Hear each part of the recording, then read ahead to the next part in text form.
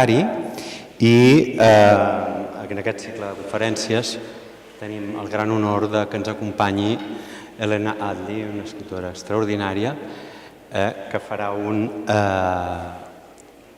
exposarà sobre l'Etna, després en parlarem una mica més, però abans us volíem fer un petit passeig per saber què hi ha exposat a les Bernades actualment.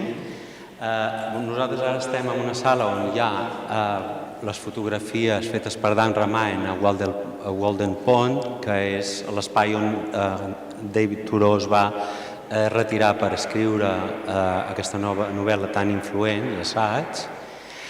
De fet, si mireu cap allà en una de les sales laterals veureu una maqueta de la casa on s'havia retirat. A l'esquerra, a la sala foto, trobareu una obra extraordinària, perquè és una obra d'un deixeble dels principals de Leonardo da Vinci, on hi ha inscripcions i modificacions fetes pel mateix mestre.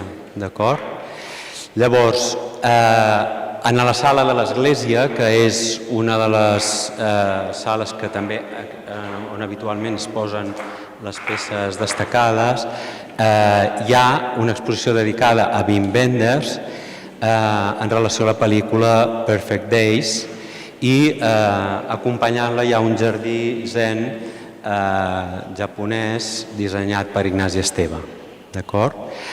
Si poguéssim donar un ordre de paraules que sintetitzessin el que tenim exposat aquí, podríem dir simplificació, refugi i contemplació.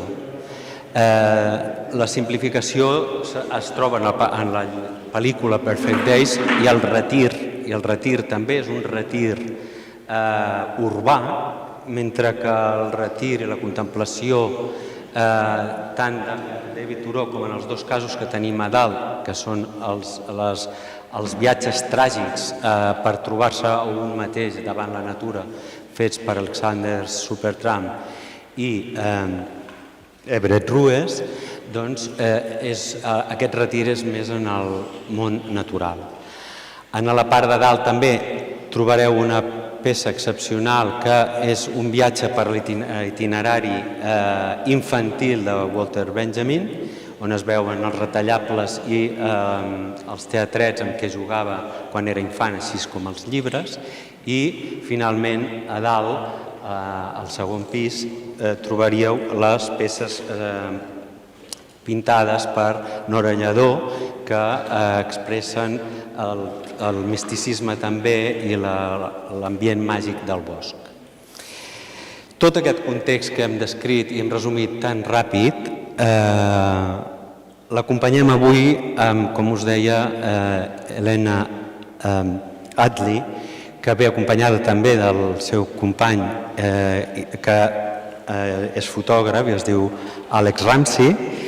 Helena Attlee és la primera vegada que visita físicament el nostre espai, la qual cosa ens fa molt feliços, però no és la primera vegada que entra els seus textos per les Bernardes. Fa uns quants anys, el 2023, es va muntar una exposició que es dedicava al seu llibre El país on floreix el llimoner i que és un llibre que alguns segur heu llegit, els que no heu llegit us el recomanem molt perquè és la història d'Itàlia a través de la història dels cítrics i és un viatge extraordinari. En els contactes que hem fet amb Helena Attlee recentment per fer aquesta ponència ens va comentar que estaven a l'abril de l'any vinent fan un nou llibre que es diu The Fire in the Mountain, Sicily, Etna and Her People i això ens va donar la idea que, donat el context de l'exposició, els van proposar i van acceptar tant amb ella com l'Àlex Ramsey de fer una joia i una primícia, que és aquest llibret, que és un llibret sobre les llegendes de l'Etna, precisament, que està, com veureu,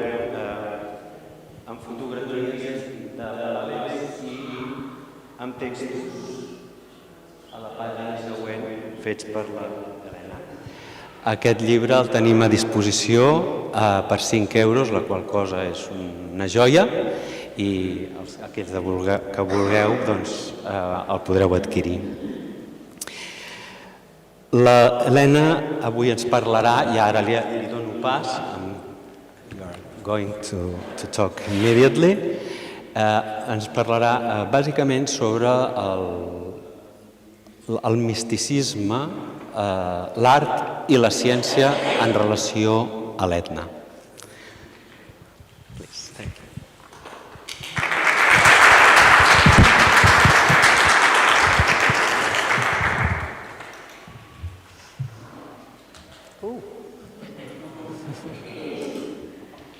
Hello.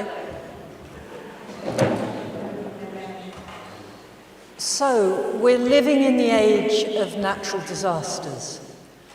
All over the world, countries are falling victim to floods and hurricanes, to droughts, to wildfires, and all the other symptoms of climate change. But what I want to talk about tonight is the places in the world where people have always had to accommodate the forces of nature into their everyday lives.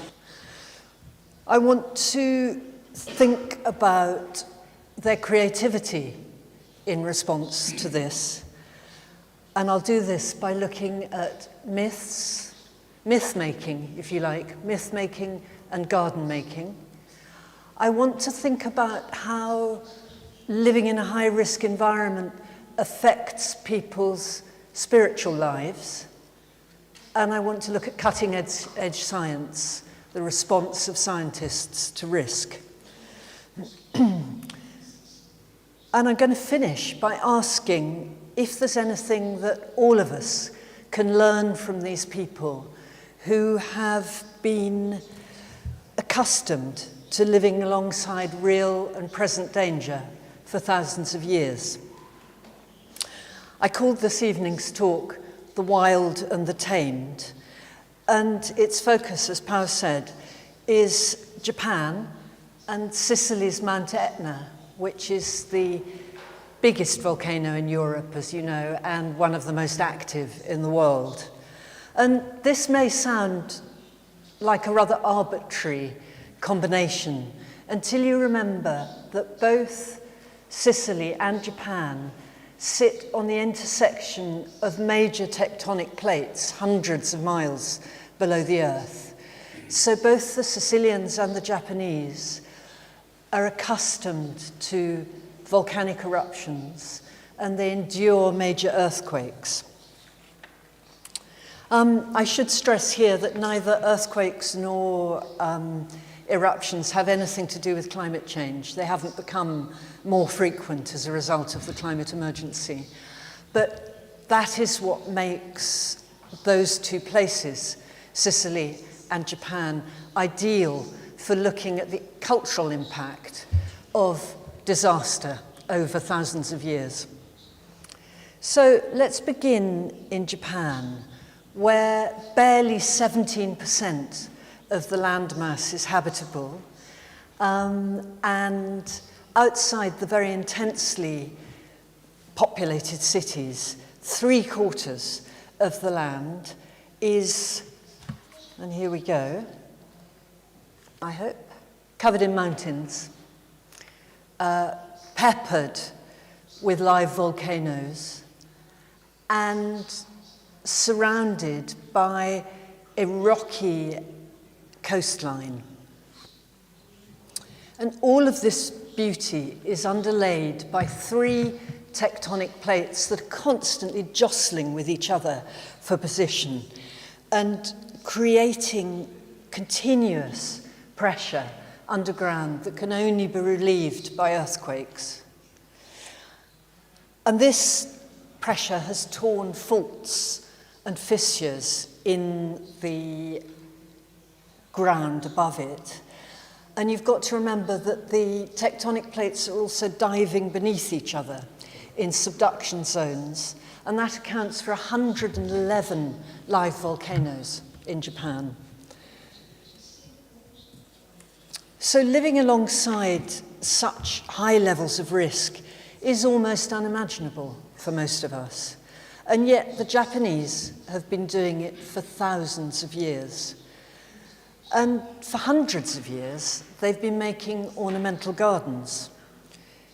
And there's lots of different styles of Japanese garden design, but the kind that interests me in this context is the ones that are known as kare sansui, which means dry landscape.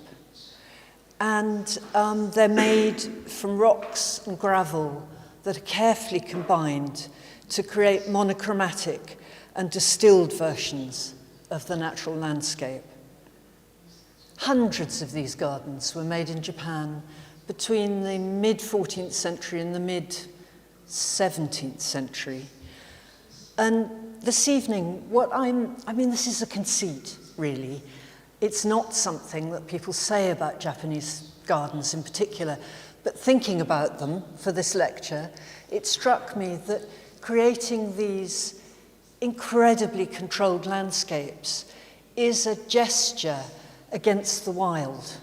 It's a gesture against those uncontrollable, unbridled forces of nature that can turn the landscape surrounding the garden upside down at any moment. And as you all know, even better than I do, there's the most fantastic modern kare sansui garden in the room next door, made in honor of the showing of Wim Wenders' film here last month, Perfect Days. And gardens like that, instead of taking their inspiration from the natural landscape, as we would in the West, they took inspiration from paintings brought back from China by Zen monks. And I tried to find a painting that really illustrated what I meant here. Do I dare take this out of its stand? Yes. You see that it's really just the salient features of the landscape. There are great areas that aren't painted, areas of just paper. And when garden designers wanted to reproduce these paintings in three-dimensional form, they rendered those blank areas on the page as gravel, and then they rendered these often quite sharp, acute brushstrokes in rocks that they found to imitate the shapes of the mountains in the paintings. Now bear with me while I put that back. Is that all right? You can still hear me? Yeah. So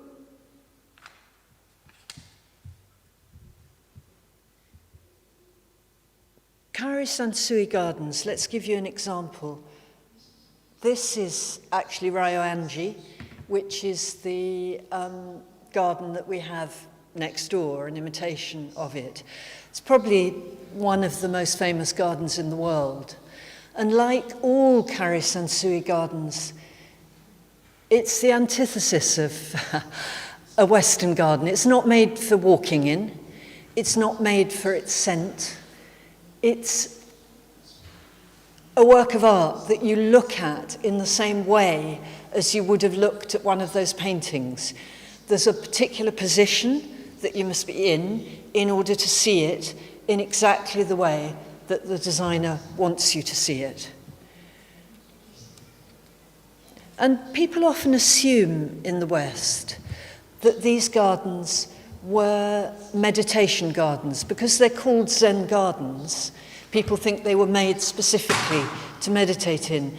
And as I understand it, this wasn't actually the case. I think the point that we have to realize here is that any aspect of human life can be part of spiritual practice in Zen Buddhism. So raking up leaves like that, this is a monk, that can be part of spiritual life. Raking gravel can be part of spiritual life. And you can't talk about Japanese gardens without really talking about raking gravel. That's actually a palace garden called Gingakuji. It's not a monastery. And this is the sort of apotheosis of raked gravel. So that's an art, an absolute art form. So the end results of all that raking can be spectacular. Daisen In is a slightly more relaxed Karisansui garden in that it has plants in it. Here, the point is, I don't know how well you can see this, but this is a waterfall coming down the centre, and the gravel is the water cascading down that waterfall.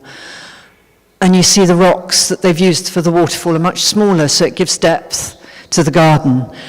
It comes down, and at the bottom of the mountain, which that is, it flows into a river, and the river flows around these water-worn rocks, which represent islands. And it winds between the islands. It's back in. So the thing that I find really fascinating about Karisansui is that although it is perhaps a place to forget the brutal aspects of nature, everything in it is drawn from the very local landscape, the landscape surrounding Kyoto in this case. So these rocks like this, they would have sought them out, with great difficulty and care on riverbanks. The gravel comes from the Higashiyama Mountains, which run along the east side of the city, and they're made of granite, and as it weathers, it breaks down and the gravel goes into the streams and can be taken out for the making of gardens. So, they are both twice removed, these gardens, from nature, in that the painting was already, one step away from the real world. The garden, if you like, is another, and yet they are of nature as well, because they're made from, everything in them is natural. Now I want to, I'm going to start making a transition now, and I'm going to do it by just showing you more of these beautiful rocks. And then we're going to move to a different style of Japanese garden. And this is called the Shukei garden, which was really what came after Karisansui gardens from the mid-17th century onwards. And they're gardens that reproduce features of the natural landscape. So, no marks for recognizing Mount Fuji. Yeah. And while we're there, I did just want to point out the trees here, that when plants are allowed into a garden, they're pruned and trained in ways that turns them into the sort of quintessence of themselves. They become more tree-like than trees, if you like. And that involves hundreds of years of training. And lots of, if you can believe it, this gardener is thinning the pine needles. Can you imagine how much work that is? To thin the needles of the pine trees so you get the right amount of sun and shade under the trees. So everything natural is controlled. But we're going to go back because you can see what I'm doing here. I'm trying to make a transition with you, quite a difficult transition to make from the very controlled landscapes of the Japanese garden to a return to real rugged landscape, risk-laden natural landscape on Mount Etna in Sicily, where the movement of magma and tectonic plates deep beneath the ground have always made this a place of free expression for the depths of the earth. I've just finished writing a book about this place, as Pau said, and that means I spent quite a lot of time there doing things like that. And you'd be right now to feel a little bit anxious when an author says, now I'm going to read to you from my book. And you think, oh God, how long is this going to take? I promise you, I'm going to read to you from the introduction, and I've timed it, and it really isn't even 5 minutes, but it sort of sets up what I want to say. So I'm going to sit down.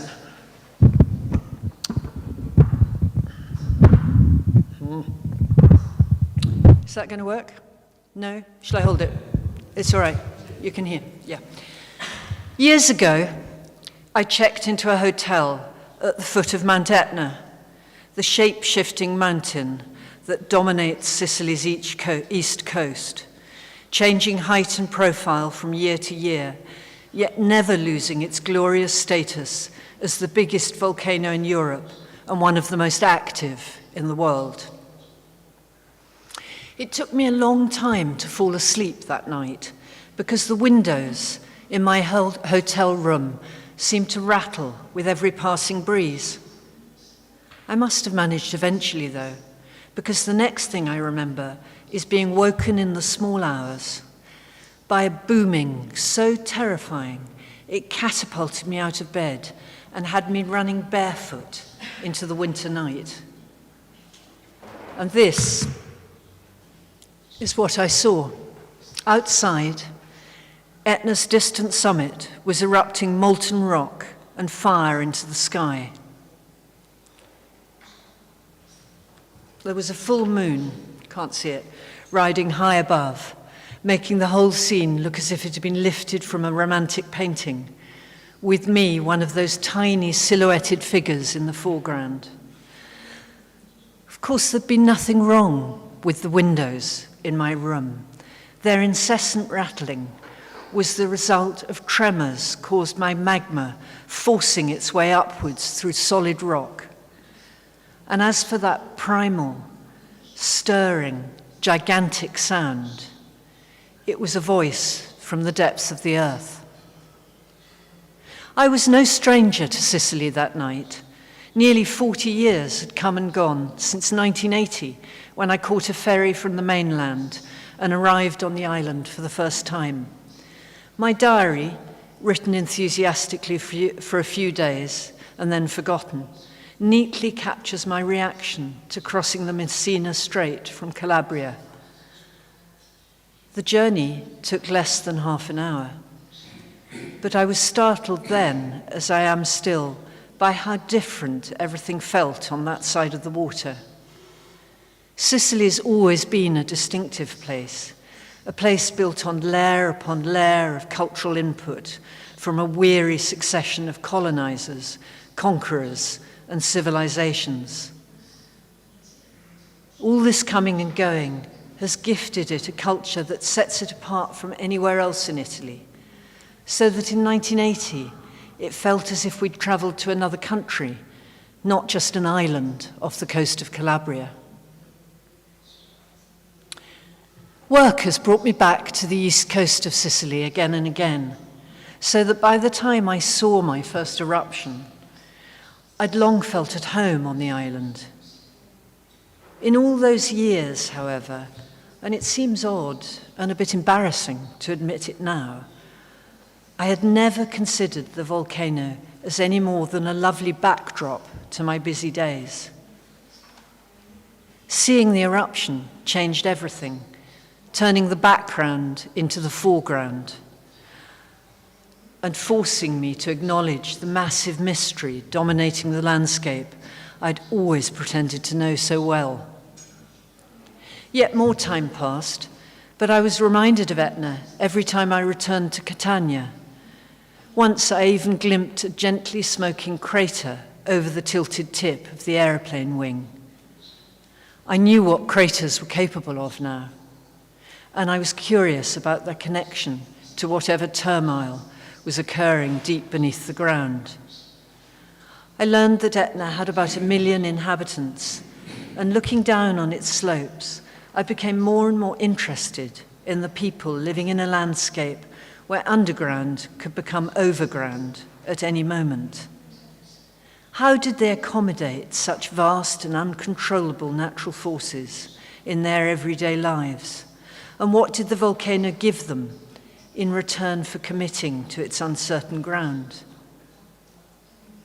Curiosity about Etna and its inhabitants is far from unique, but this is the story of what happened when my own curiosity got the better of me, and I decided to settle for a season on the slopes of the volcano.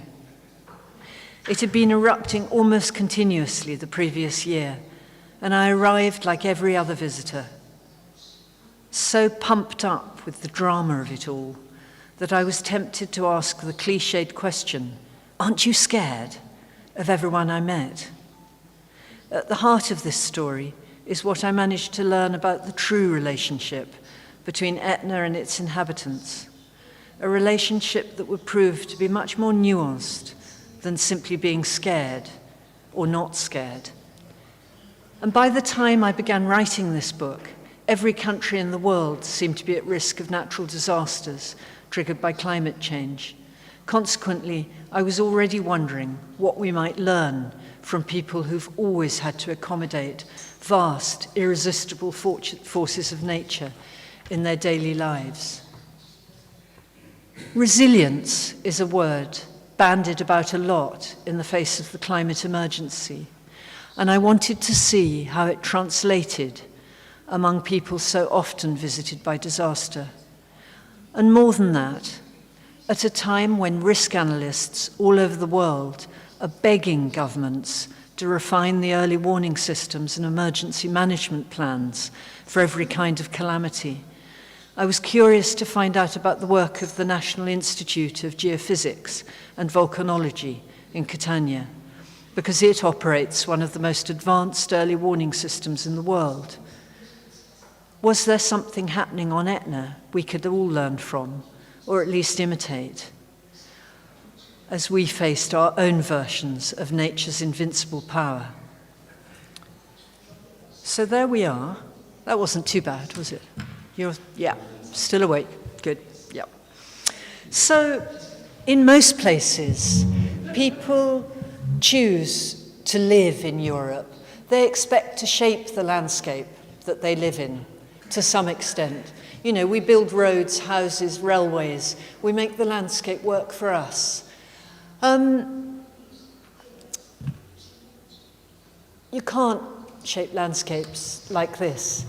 And even if you did, there's no guarantee that what you built there would last. That's a hotel, in fact. They built it the first time, and an earthquake destroyed it. So the next building was earthquake-proof, an eruption destroyed it. I would suggest then that instead of being rather than shaping the landscape, on Etna, it's Etna shaping the people who live there. And we don't have time tonight to look at all this, but let's think about the imaginative response of people living in a place like this. I mean, some of the earliest people to live on Etna were the ancient Greeks, just like here.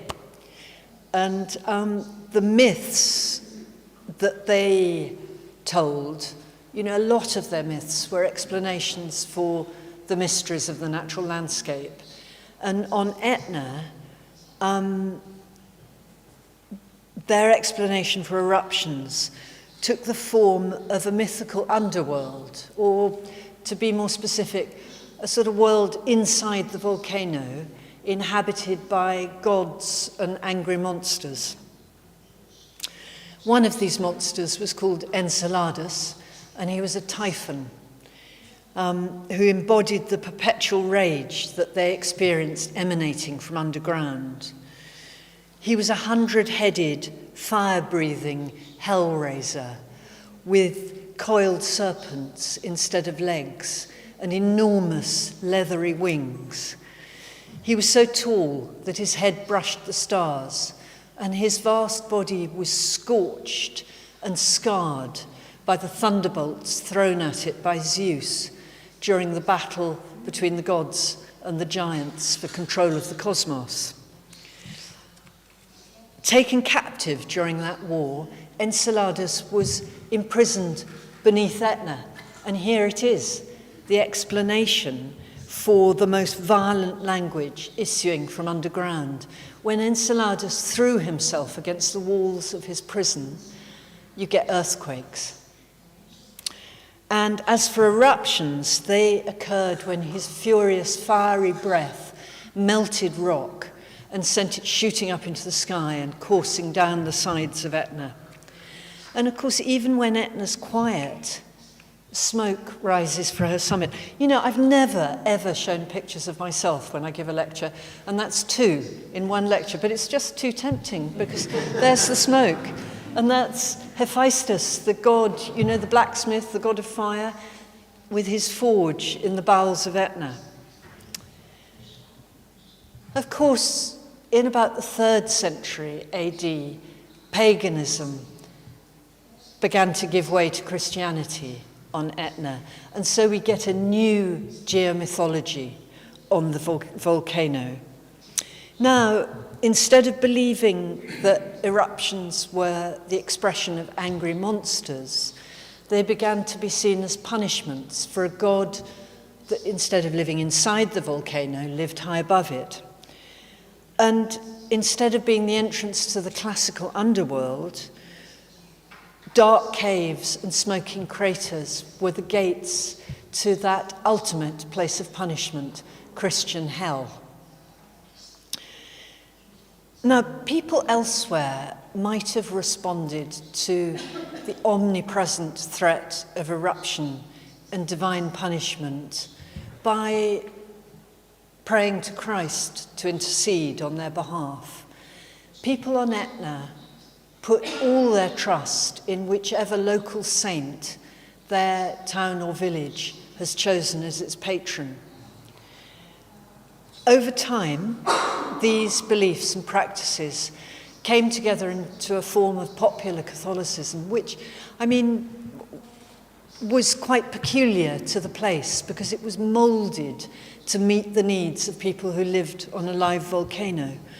And, I mean, you might say that about pre-industrial Catholicism anywhere, really, in Europe, Britain included. But on Etna, it's still going on. That's the difference, that there's a lot of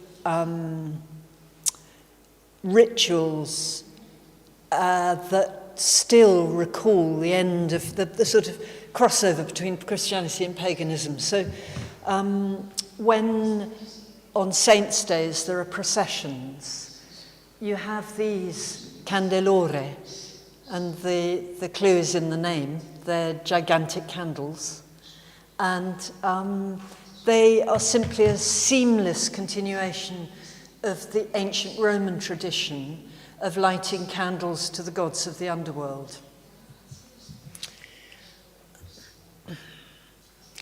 Relics, sacred objects, and ex-voto images that have been outlawed elsewhere are still very much in use on Etna. And many people continue to believe in their powers of protection. This is a saint being pulled around a town. So I would argue that the very real risks of living on a volcano have perpetuated ancient forms of Christian belief on Etna. And I want to be very clear here. You know, am I saying that people on Etna live a part of some community that is bound by arcane superstitions? No, something much more nuanced, much more interesting than that. I'm saying that people there choose to perpetuate these traditions that have been reassuring and comforting them for 2,000 years. They're thoroughly modern people. And just to give you an idea, really, of what they're facing, most of the eruptions from Etna's summit are completely harmless. But when the volcano erupts on the flank, on the sides of the volcano, that's when people are fearful, because flank eruptions, low on the slopes, are likely to penetrate the inhabited areas. And when they do, they cause tremendous damage. I mean, that's the lava front that has simply bulldozed through agricultural land, sterilizing miles of some of the richest agricultural land in Europe, toppling and burning trees, bulldozing buildings. It's demolition in its most extreme form. And yet the problem for people on Etna is the flank eruptions are the ones that are most difficult to predict, because the landscape looks almost exactly the same just before they occur. And for this reason, Etna has to be kept under 24-hour surveillance by automatic instruments that are permanently stationed on her flanks, and by volcanologists with handheld instruments who are constantly going around. And the nerve center for all this information is in the Institute of Volcanology and Geophysics in Catania, where data from over 400 different sources flows into the control room. When you talk to scientists who work there, they compare themselves to doctors in the intensive care ward of a hospital, because they're constantly checking the volcano's breathing, temperature, and other vital signs. Now, is there something about what they're doing there that we can learn from? Something that might be of use to us as we face up to the possibility of natural disaster ourselves? I think the thing that struck me most about the work they do is the importance of prediction.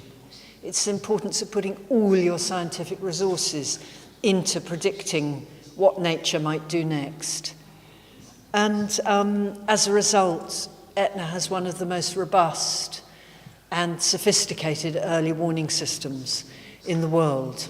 However, they can only give 1 to 2 hours warning of a major eruption. 1 to 2 hours. Because of this, they are quite happy to look away from their computer screens and try to find other ways of predicting eruptions.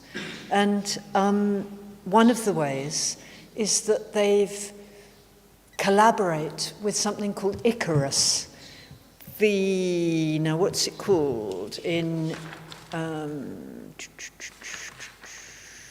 It is a project, it's the International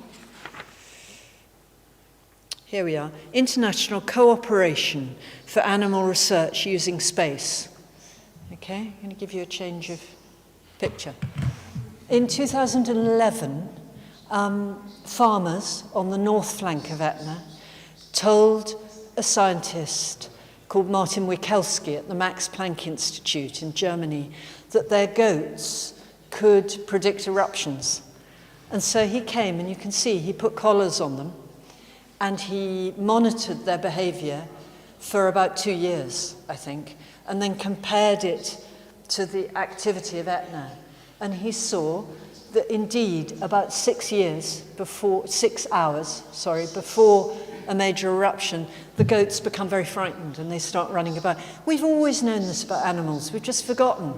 They have a sixth sense that we don't have. A couple of years ago,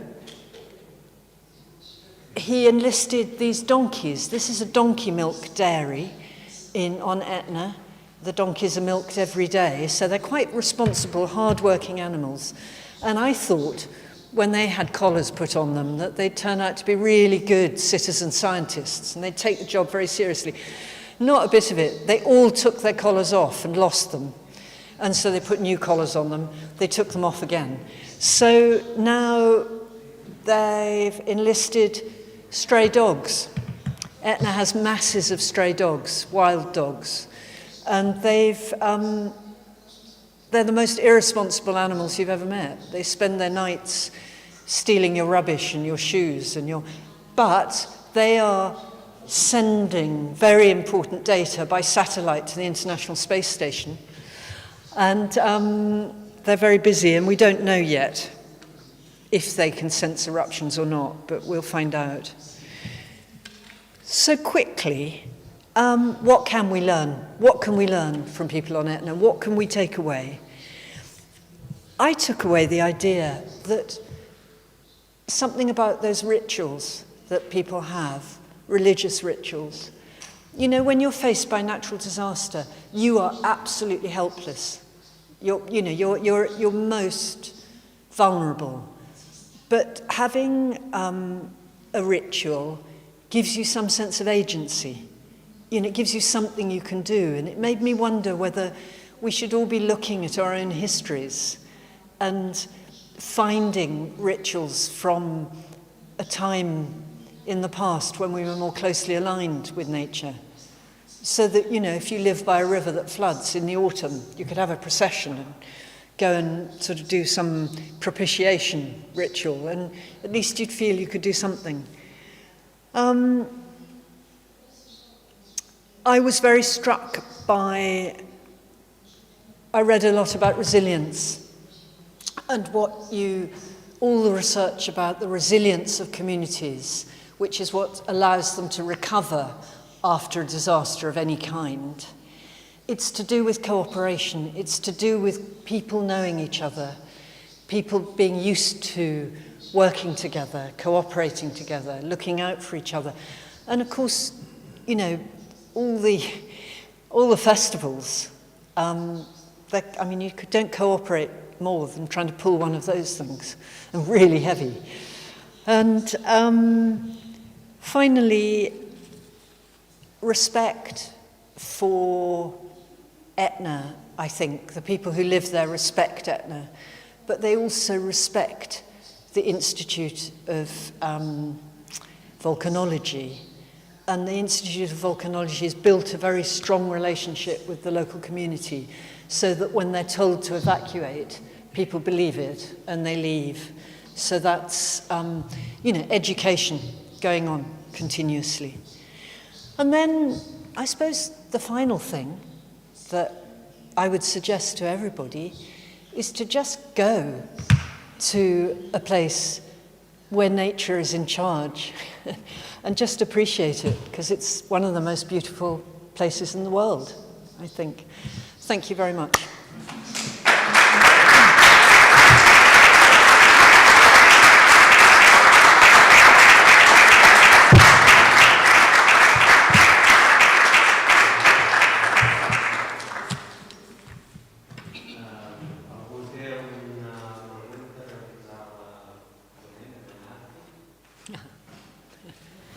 Shaking their heads.